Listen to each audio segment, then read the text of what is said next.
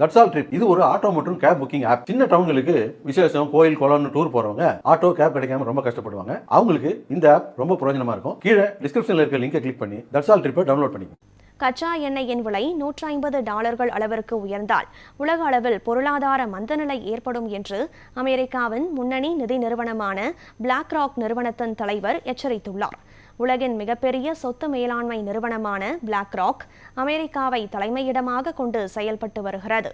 Iran போரால் உலக பொருளாதாரத்தில் ஏற்படக்கூடிய பாதிப்புகள் குறித்து பிளாக் ராக் நிறுவனத்தின் தலைவர் லாரி ஃபிங்க் பேட்டியளித்துள்ளார்.